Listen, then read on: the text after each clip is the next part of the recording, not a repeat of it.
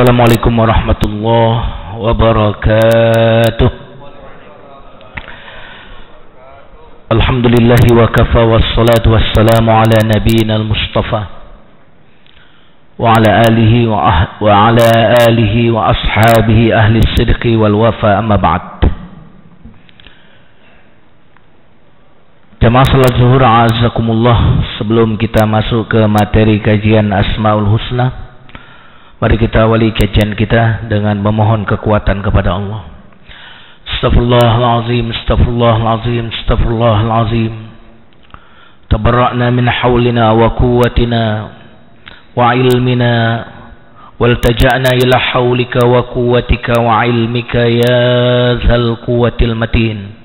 Nas'aluka fahman nabiyyin wa hifdzal mursalin wa ilhamal malaikatil muqarrabin.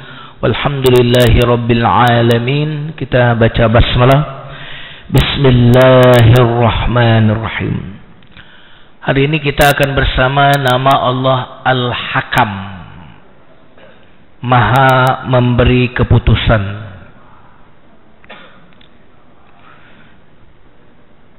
Jamaah sekalian yang dimuliakan Allah, nama Allah Al-Hakam ini terambil dari kata hakama. Secara bahasa, hakama itu artinya menghalangi. Maka lahir dari situ kata hukum. Misalkan hukum itu dari kata hakam, karena hukum itu untuk menghalangi penganiayaan. Dari kata hukum hakam, hukum menghalangi terjadinya kezaliman. Dengan adanya hukum, orang yang mau melakukan perbuatan-perbuatan yang buruk, mereka akan takut karena adanya hukum. Makanya juga ada kata hikmah. Hikmah itu terambil dari akar kata yang sama, hakam, artinya menghalangi. Karena jika hikmah itu kita pakai, kita gunakan, kita perhatikan, maka kita akan terhindar dari berbagai macam kesulitan, akan terhindar dari berbagai macam kemudaratan. Jadi hakam yang maha memberikan keputusan itu terambil dari kata hakama yang artinya menghalangi. Hakama itu juga bisa artinya tali, kendali hewan yang ada pada kuda atau pada unta. Itu talinya itu disebut hakama. Kenapa? Karena dia menghalangi dari mengarah berjalan ke jalan yang tidak sesuai. Ini hakama secara bahasa. Nah, maka Allah Subhanahu wa taala menamakan dirinya Al-Hakam, Maha memberi keputusan. Dan ini penting, bahwa walaupun kelihatannya yang berkuasa A, yang berkuasa B, yang berkuasa C, yang punya keputusan itu si fulan, kita sebagai orang yang beriman harus betul-betul meyakini bahwa sesungguhnya tetaplah yang memutuskan adalah Allah Subhanahu wa taala. Nanti kita akan bahas lebih dalam. Al-Hakam. Saya kasih analogi supaya kata hakam ini mudah kita pahami. Dalam hadis yang diriwayatkan oleh Imam Nasai dan Abu Daud, ada seseorang yang bernama Ummu Hani datang kepada Rasul. Bukan Ummu Hani, Hani namanya. Datang ke Rasulullah. Ketika Hani ini datang kepada Rasulullah, kemudian orang-orang yang bersama Hani ini memanggil Hani ini dengan julukan Abul Hakam. Rasulullah kaget, seorang yang bernama Hani ini kok dipanggil Abul Hakam. Lalu Nabi bertanya, mengapa engkau dipanggil dengan Abul Hakam padahal engkau ini adalah Hani namanya? Lalu Hani ini menjawab, karena kaumku kalau mereka bertikai, kalau mereka ada masalah, ada cekcok, maka mereka mengembalikan penyelesaian hukum itu kepadaku, keputusanku. Dan setiap kali aku memutuskan masalah di antara kaumku itu, mereka selalu senang dengan keputusanku. Kedua pihak menerima. Maka semenjak itulah aku digelari dengan Abul Hakam. Jadi bapaknya orang yang mampu memutuskan hukum. Kata Nabi, enggak, jangan kamu mau dipanggil Abul Hakam. Jangan, karena hakam yang sesungguhnya siapa? Allah. Enggak boleh kamu dijuluki hakam. Lalu Nabi bertanya, siapa nama anakmu? Kamu punya anak? Iya. Siapa saja nama anakmu? Lalu dia menyebut nama anaknya Syarih, Abdullah, dan Muslim. Lalu Nabi tanya, yang paling tua yang mana nih? Kata Hani ini, yang paling tua namanya Syarih. Izan anta Abu Syarih. Nah, kalau begitu panggilanmu bukan Abul Hakam, tapi panggilanmu adalah Abu Syarih. Nah, tanya kayak saya, nama anak saya Sulaim, ya, saya dipanggilnya kalau di rumah Abu Sulaim. Tapi kalau di luar orang nggak kenal Abu Sulaim yang mana kan gitu. Taunya UJ, Ustadz Jum kan gitu. Nah, teman-teman, anak pertamanya siapa? Abu Bakar misalkan namanya, makanya Abu Bakar misalkan. Itu boleh ya, seperti itu. Jamaah sekalian yang dimuliakan Allah Subhanahu wa taala. Al-Hakam, Allah yang memutuskan hukum ini maksudnya apa? Allah yang memberikan keputusan yang benar itu benar, yang salah itu salah. Siapa yang salah, siapa yang benar, pasti Allah akan putuskan, pasti Allah akan beritahu, pasti akan nyata yang benar dan yang salah itu. Dengan apa Allah hakam dalam kehidupan dunia ini? Dengan memberikan hukum yang benar akan diberikan pertolongan, yang buruk, yang jahat akan diberikan berbagai macam kesulitan, berbagai macam teguran dalam kehidupan kita ini. Itu pasti. Sehingga kalau di pengadilan misalkan yang zalim menang, gitu ya, yang zalim menang, yang terzalimi kalah, itu di pengadilan. Tapi di dalam kenyataan hidup, di luar sidang pengadilan, di luar penjara tadi, maka hukum Allah yang akan berlaku. Si fulan yang zalim akan kena getahnya, akan kena batunya, akan diberikan hukuman oleh Allah Subhanahu wa taala karena dia hakam. Sementara yang di penjara akan diberikan oleh Allah kasih sayangnya. Mungkin tidak terlihat oleh kita, tapi tidak mungkin Allah akan membiarkan orang yang terzalimi ini tidak diberikan sesuatu. Pasti Allah akan berikan tanda bahwa dia ini adalah orang yang terzalimi. Jemaah sekalian yang dimuliakan Allah Subhanahu wa taala.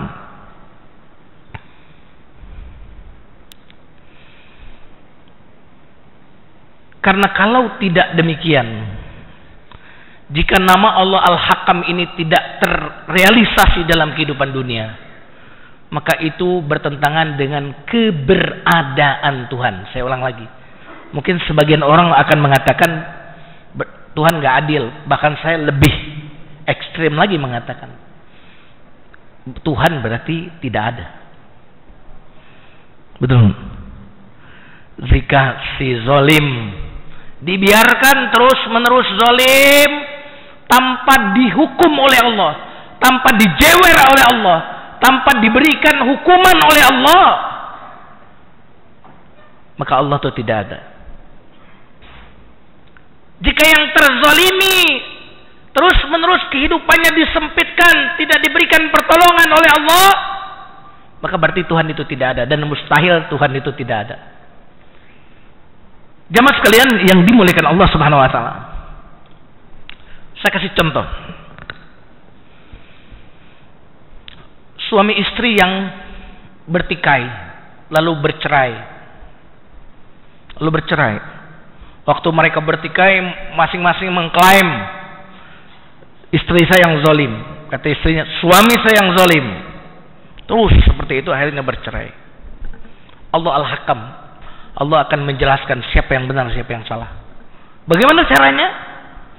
Kalau mereka bercerai lalu tidak kembali lagi, mungkin mereka, si laki-laki menikah, istri menikah lagi dengan yang lain, apa yang terjadi? Dalam pernikahan mereka yang berikutnya ini, si zalim akan disengsarakan. Kalau dia nikah lagi, boleh jadi istrinya ini istri yang akan membuat kehilangan kebahagiaan bagi dia, akan mencelakakan dia. Atau jika suami yang salah atau istri yang salah, dia akan mendapat suami yang lebih buruk, lebih jahat daripada suami yang sebelumnya. Jika mereka ini bercerai dan sering mengklaim aku yang benar, aku yang salah, si fulan yang salah, saya yang benar. Atau dalam bisnis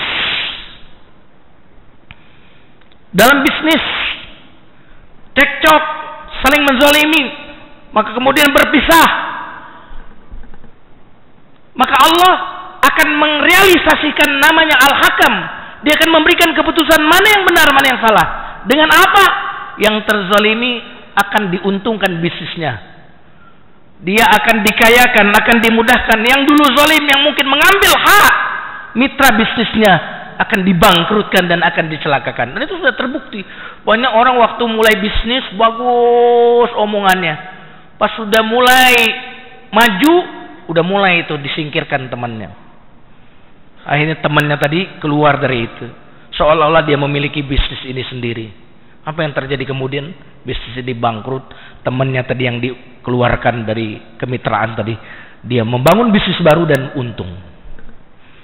Jamaah sekalian yang dimuliakan Allah, seorang anak atau ayah meninggalkan 5 anak.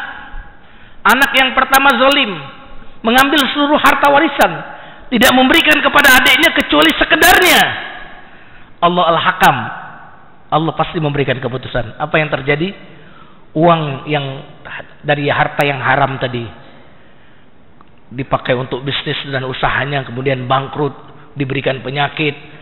Sementara saudara-saudaranya tadi yang berjuang minimal sekali, mereka menjadi anak-anak yang sukses kemudian hari, memiliki perusahaan yang membuat saudaranya yang paling besar tadi yang zalim kepada mereka harus meminta kerjaan kepada dia. Kenapa demikian? Al-Hakam. Mari kita lihat ayat-ayat yang membuktikan apa yang saya sampaikan ini.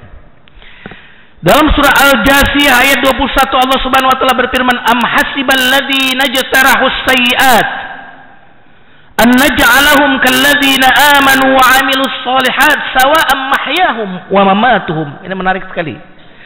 Apakah orang-orang yang berbuat jahat akan kami jadikan sama dengan orang-orang yang beriman dan beramal saleh? Coba mikir, mungkin nggak aku akan samakan hidup mereka, mati mereka? Apakah mungkin menurut kalian sama? Nggak mungkin sama. Satu, mari kita lihat surah As-Sajdah.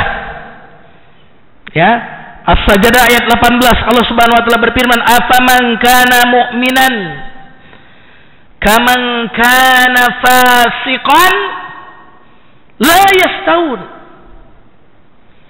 Apakah orang yang beriman sama dengan orang yang fasik? Kata Allah, la yastawun, nggak mungkin sama. Orang yang income-nya halal, Pak, yang masuk ke tubuhnya halal,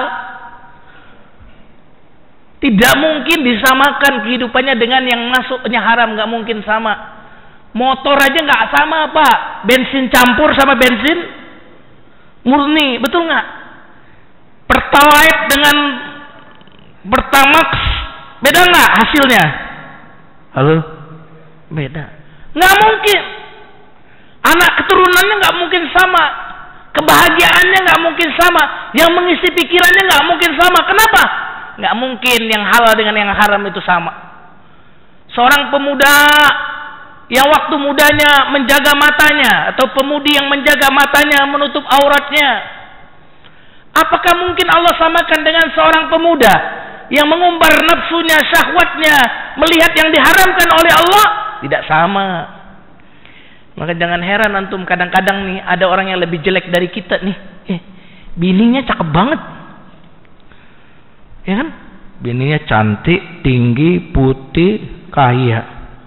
Kita bandingin nih. teman kita yang jelek itu dengan kita, gue ganteng ya. Jangan-jangan tuh cewek khilaf kali ya kan gitu.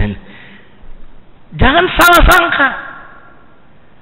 Boleh jadi laki yang kita anggap jelek dari tubuhnya, parasnya, tapi dia menjaga pandangannya, menjaga syahwatnya, sehingga Allah berikan dia seorang wanita yang yang soleha. Makanya ada cerita nih biar nggak ngantuk. Laki-laki yang parasnya tadi tidak ganteng tadi memandangi istrinya yang cantik dan soleha tadi. Istrinya bilang, kenapa sih abang kok memandang aku terus? Apa kata suaminya ini? Aduh, saya bersyukur Neng dapat kamu. Kenapa bang? Wah, karena kamu tuh udah cantik, putih, soleha, pinter, luar biasa. Kata istrinya, memang bang kita itu calon penghuni surga insya Allah. Emang kenapa? Kata suaminya, karena penghuni surga itu syaratnya 2, sabar dan bersyukur. Maksudnya gimana Neng? Abang jelek, dapat saya cantik. Ya, abang bersyukur. Saya cantik, dapat abang jelek. Saya bersabar. Maka syukur sabar ini ahli surga. Ini bercanda aja biar antum nggak ngantuk ya. Tadi Ustadz Jumarudin ini serius banget ya ceramahnya. Jamaah sekalian yang dimuliakan Allah Subhanahu wa taala. Dan ternyata kalau antum lihat hampir di seluruh agama meyakini bahwa yang baik siapa yang menuai siapa yang menanam maka dia akan menuai. Dalam Islam mungkin ini namanya hukum sebab akibat. Faman ya'mal misqala dzarratin khairan yarah wa man ya'mal misqala dzarratin. Dan hakam di sini Pak bukan hanya kaitannya dengan perbuatan buruk, perbuatan baik pun juga sama.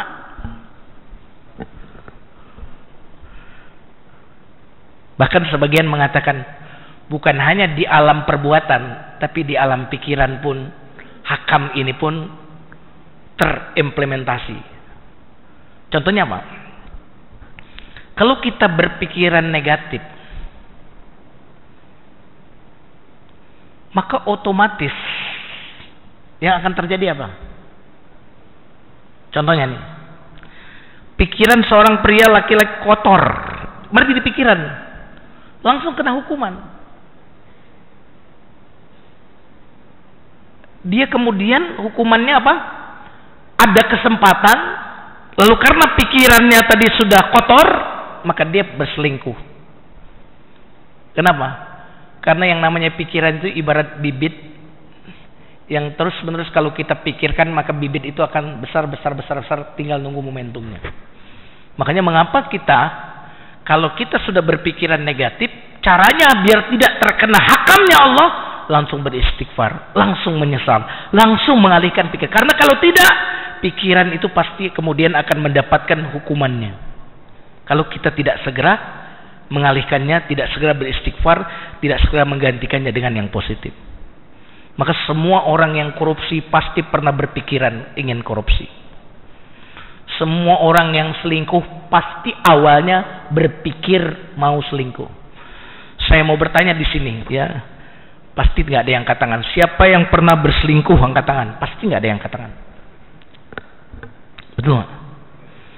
Nah, yang berikutnya ini, mungkin ada yang angkat tangan, mungkin yang tidak, atau tidak sama sekali karena malu. Siapa yang pernah kepikiran untuk berselingkuh? Belum berselingkuh nih. Belum berselingkuh. Tadi kan siapa yang tidak berselingkuh? Insya Allah wajah-wajah di sini wajah-wajah yang baik-baik semua. Insya Allah nggak ada. Amin. Amin. Tapi kalau saya tanya, andaikan nggak ada rasa malu kita, siapa yang pernah kepikiran mau selingkuh? Halo? Andaikan kita saja yang ngobrol pasti banyak yang angkat tangannya. Jamaah sekalian yang dimuliakan Allah, hati-hati. Kenapa? Karena pikiran itu kita sedang menabur benih. Kalau benih ini tidak segera kita matikan, maka dia akan tumbuh besar, tinggal menunggu momentumnya. Jamaah sekalian yang dimuliakan Allah Subhanahu wa taala. Nama Allah Al-Hakam ini sebagian orang memahaminya di akhirat. Padahal Al-Hakam ini sebelum di akhirat dia sudah terjadi di dunia. Karena Allah adalah murabbi kita, makanya nama Allah itu Rabb. Rabb itu dari kata murabbi.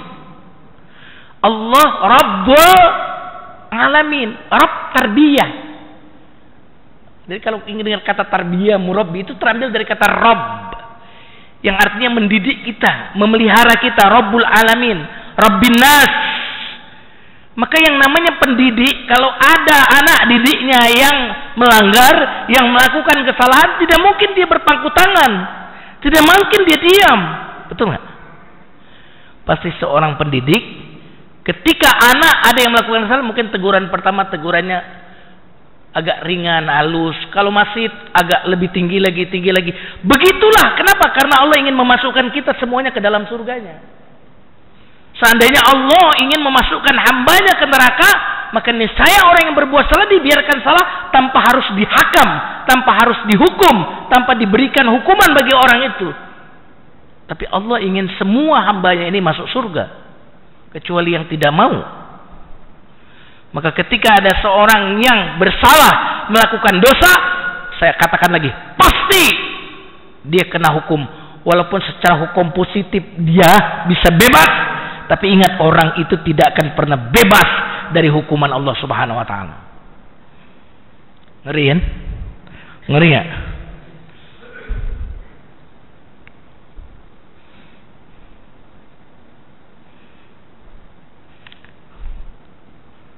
Jadi hukumnya di dunia, sebelum di akhirat. Makanya Sayyidina Ali karramallahu wajhah punya kalimat yang luar biasa. Kata beliau begini, saya tidak pernah berbuat baik kepada siapapun, dan saya tidak pernah berbuat jahat kepada siapapun. Sayyidina Ali ngomong begitu. Nah, sahabat-sahabat beliau yang mendengarkan itu protes. Kami yakin sih engkau tidak pernah berbuat jahat kepada siapapun. Kami tahu itu, kata sahabat beliau. Tapi kami protes kalau engkau mengatakan tidak pernah berbuat baik, karena kami tahu engkau selalu berbuat baik kepada orang. Apa kata Sayyidina Ali? Ini yang menarik kalimatnya, dalam sekali kalimatnya. Karena saya saat berbuat baik, sesungguhnya saya sedang berbuat baik kepada diri saya sendiri. Saat saya berbuat jahat kepada orang lain, sebenarnya seolah-olah saya berbuat jahat kepada orang lain. Pada dasarnya itu adalah berbuat jahat kepada diri saya sendiri. Ngeri. Makanya orang mukmin yang meyakini Al-Hakam ini, maka dia punya monitoring atau pengawasan yang sifatnya internal, tidak eksternal gitu. Yang eksternal itu contohnya polisi, eksternal tuh lampu merah, ada CCTV, itu eksternal. Kenapa orang butuh eksternal? Karena dia tidak meyakini Al-Hakam, bahwa Allah pasti menghukum setiap perbuatan yang salah. Allah akan memberikan hukuman kepada orang yang berbuat dosa, sebagaimana dia akan memberikan reward kepada orang yang berbuat baik. Itu hukum pasti. Saya ulang lagi ya, hukum pasti.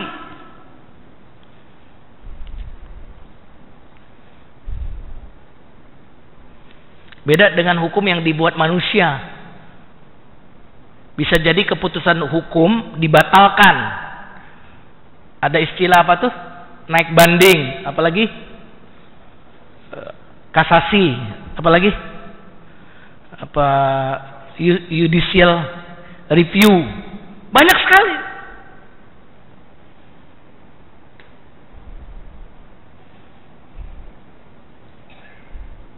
Itu bisa seperti itu. Tapi Allah nggak ada yang bisa ngalangin. Maka hukum ketetapan Allah itu pasti terjadi.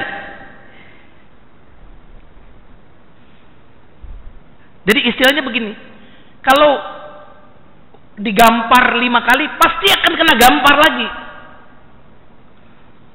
Nah sayangnya kita merasakan kalau si zolim digampar 5 kali, kita kepengennya si zolim ini lagi yang menggampar orangnya. Si yang terzolimi ini menggampar 5 kali. Tidak seperti itu. Orang yang menggampar 5 kali ini akan kena gamparan boleh jadi bukan oleh si yang terzalimi ini. Cuma kan kita tidak tahu keadaan orang ini sehingga kita mengatakan Tuhan itu tidak adil. Sering mengatakan gitu kan? Di mana Tuhan? Kenapa? Karena kita tidak tahu secara 24 jam tentang orang itu. Jamaah, saya kenal dengan seseorang yang saya lihat sehat-sehat saja. Orang ini saya lihat kaya karena rumahnya besar. Dalam suatu hari saya ketemu dengan beliau. Ya, tadinya saya indah sekali jadi orang ini. Gitu kira-kira gitu ya. Rumahnya aja di tempat ini paling besar, mobilnya paling banyak. Ada momentum saya ketemu di suatu tempat sama beliau, ngobrol. Tiba-tiba beliau sampai membuka sebagian badannya untuk menunjukkan beliau mengalami penyakit yang sangat parah, yang mustahil sekali bisa selamat kalau bukan karena Allah, karena ditolong oleh Allah. Ya kan? Seandainya saya tidak melihat cerita beliau tentang kehidupan beliau, pasti saya tadi, waduh, indah sekali nih orang ini kan, kehidupannya begitu bahagia, begitu luar biasa, ya. Ketika beliau bercerita kepada saya, tak tahu tiba-tiba kok dia cerita gitu ya. Mungkin mendapati orang yang merasa chemistry kali untuk cerita kan itu. Ceritalah dia, kaget. Saya bilang kalau seandainya saya tukeran sama dia, hartanya dikasih saya semua, tapi saya menjadi dia, niscaya saya tidak akan mau. Kita ini kan mau tukeran nasib ya sama orang, bener-bener enak ya si Anu ya. Enak ya si Fulan itu, ya maaf, suaminya ganteng, istrinya cantik. Kita mau tukeran cantiknya doang, penyakitnya kita nggak mau tukeran. Betul nggak? Mertuanya yang galak mungkin kita nggak mau tukeran. Kita tidak tahu.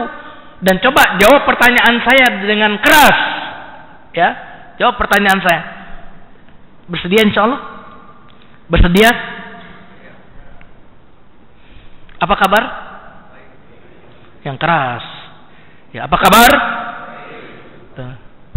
Ada nggak teman antum kalau ditanya apa kabar? Lagi banyak utang. Ada nggak? Ada nggak? Ada nggak? Semangat dong, semangat. Ya kan? Kita itu kan pencitraan, looks good, ya kan? Looks happy, looks good, kelihatan kaya, kelihatan baik.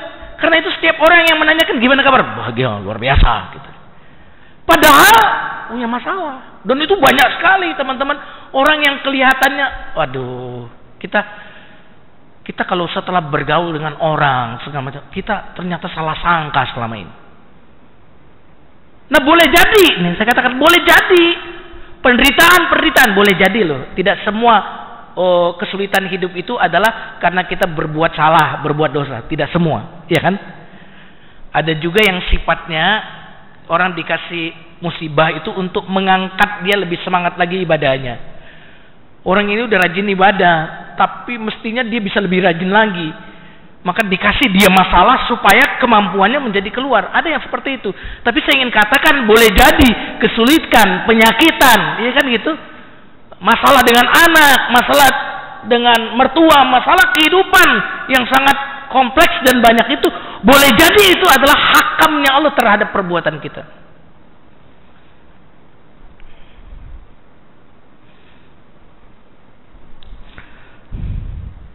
Saya kasih contoh ya sebagai penutup.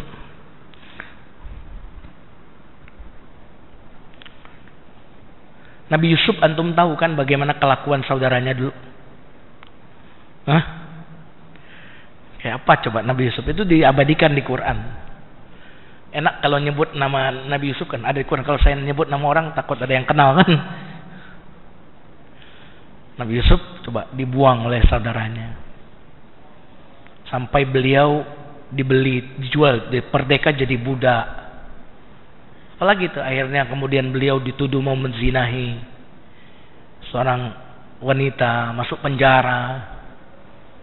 Bahkan setelah bebas pun saudaranya datang untuk minta sembako. Pasti aja saudaranya ketika salah satu barang kerajaan itu direkayasa hilang, dibilang, oh ini Benyamin yang mencuri kan. saudaranya Yusuf. Ini dia nggak seberapa nih kelakuannya maling nih. Ada lagi dulu abangnya dia nih lebih jahat lagi. Namanya Yusuf. Itu di depan Nabi Yusuf ngomongnya. Mereka nggak tahu tuh kalau Nabi Yusuf. Antum baca surat Yusuf. Tapi apa yang terjadi kemudian, teman-teman? Dibalik oleh Allah. Dibalik oleh Allah. Dan kita tahu dalam Quran, wal aqibatu lil muttaqin, dan kemenangan itu hasil ayat wala tahinu wala tahzanu antumul a'launa in kuntum mu'min. Kayak apa Nabi di Mekah dulu? Kayak apa coba? Lalu bagaimana ketika beliau memasuki kota Mekah? Orang-orang yang dulu sinis, jahat kepada beliau, semuanya ketakutan, dihinakan. Wal aqibatu lil muttaqin. Hakam, Allah hakam. Cuma memang ada time respon lah kira-kira.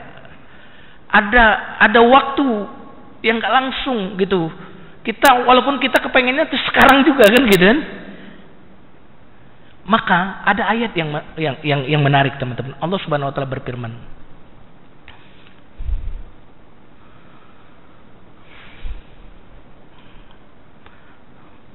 wasbir li hukmillah. Dalam ayat yang lain, sabarlah sampai Allah memberikan keputusan hukum. Ada kata sabarlah di situ. Artinya apa? Butuh timing. Kenapa butuh timing? Bukankah Allah itu kun fayakun? Karena kalau kita mendapatkan kezaliman, ujian, lalu Allah langsung hukum saat itu juga si zalim ini, maka kita tidak pernah berlatih menjadi orang yang sabar. Betul? Maka kita tidak pernah berlatih menjadi orang yang yakin akan pertolongan Allah. Maka tidak akan ada orang yang berbuat zalim. Orang tidak berbuat zalim bukan karena keimanan, karena jelas ada hukumannya. Betul nggak? Saya mau tanya, di mall itu penjual-penjual itu orang jujur atau bukan? Penjual yang jaga-jaga toko itu, nggak ada yang jujur di situ. Kenapa? Kenapa? Karena mereka tidak memungkinkan kesempatan untuk mengambil barang. Kenapa?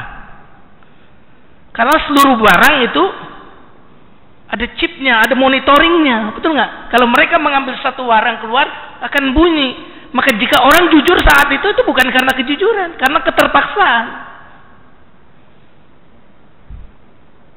Jamaah sekalian yang dimuliakan Allah. Ini keyakinan inilah yang membuat seorang pengembala yang ketika Umar bin Khattab datang dengan menyamarkan dirinya, juallah dombamu ini kepadaku, saya akan bayar harga berlipat. Kata seorang pengembala ini, maaf Tuhan, ini bukan punya saya, ini bukan punya majikan saya. Allah bilang aja hilang satu, pasti dia percaya. Lagian nggak mungkin nanyain domba sebanyak ini, nggak bakal tahu.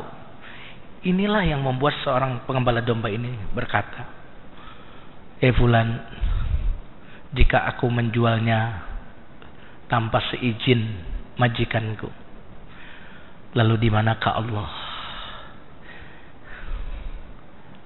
Lalu di manakah takut? Subhanallah. Kalau keyakinan ini muncul pada setiap kita, pada setiap pejabat kita, pemimpin kita, subhanallah, maka negeri ini akan menjadi negeri yang berkah semuanya. Amin ya rabbal alamin. Ini yang saya sampaikan. Ada yang mau bertanya?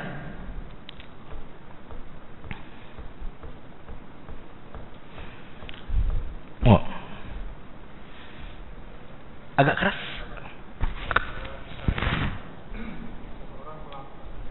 Ya. Ya.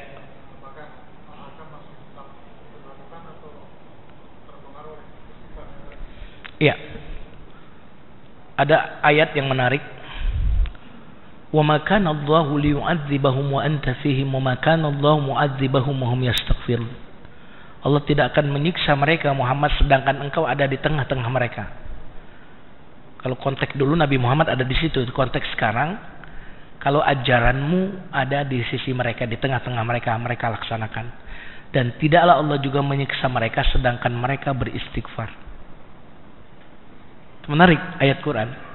Makanya para sahabat dulu setelah Nabi wafat mereka lebih banyak lagi beristighfar. Kemudian seseorang bertanya, kenapa kok banyak sekali istighfar kalian?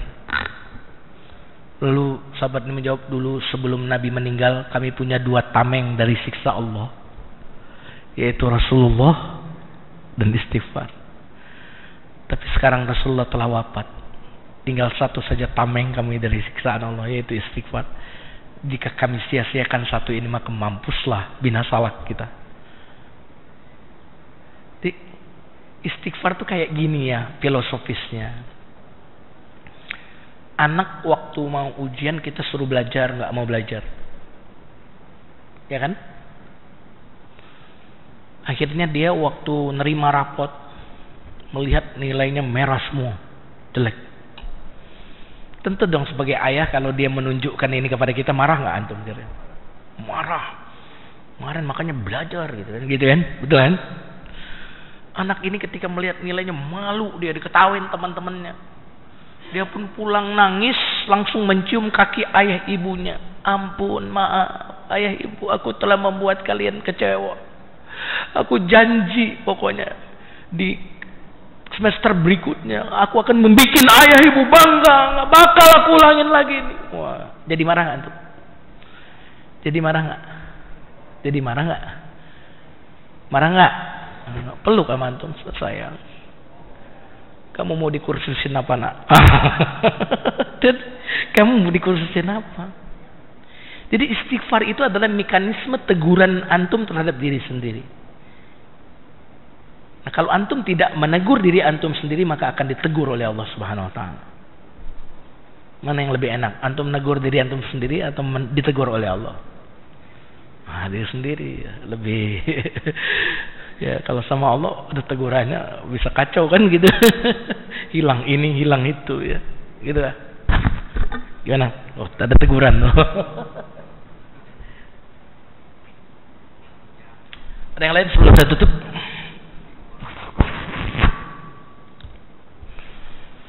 Oke, kalau tidak ada, semoga bisa kita amalkan semuanya. Mari kita tutup dengan istighfar. Astagfirullahaladzim. Astaghfirullahaladzim, astaghfirullahaladzim. Subhanakallahumma bihamdika asyhadu an la ilaha illa anta astaghfiruka wa atubu ilaik. Barakallahu li wa lakum. Wassalamualaikum warahmatullahi wabarakatuh.